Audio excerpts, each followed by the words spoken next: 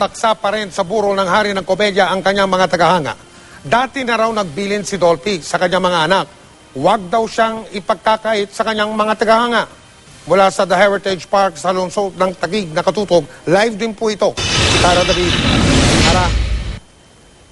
Mike, tama ka dyan. Hanggang sa huling sandali ng Comedy King na si Dolphy ay inali niya ang kanyang sarili sa publiko. Alam mo ba, Mike, araw-araw ayon dito sa Heritage Park dito sa Taguig, 3,000 to 6,000 na mga fans ni Dolphy ang dumadagsa sa kanyang burol para lamang masilayan ang kanilang idolong si Dolphy, ang Comedy King.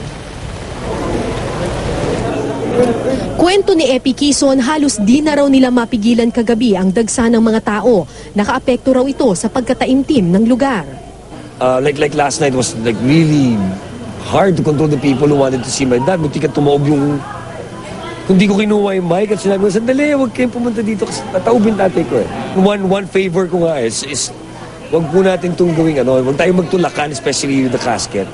Diba, let's follow the line. I would want people to see my dad, pero siyempre we have to decide for the family also.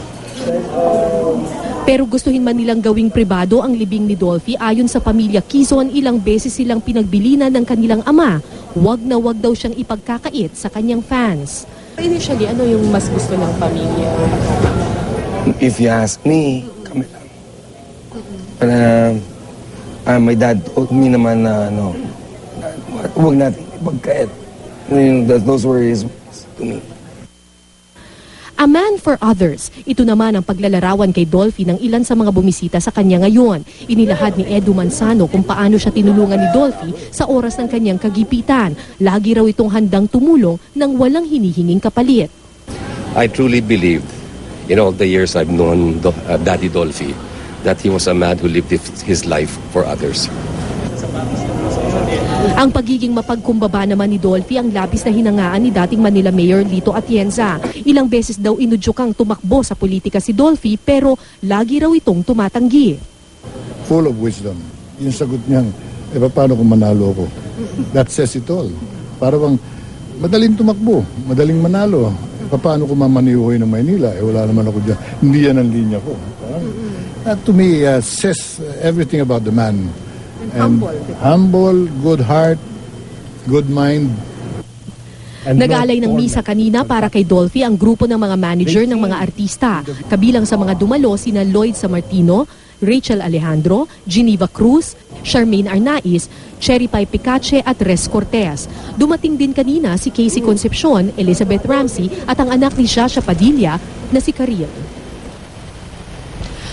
Mike, sa mga oras na ito ay isang necrological service ang isinasagawa sa loob ng chapel kung saan nakaburol nga ang Comedy King na si Dolphy. Ito ay pinangunahan ng mga producers at mga kasama ni Dolphy noon sa Sampaguita Pictures.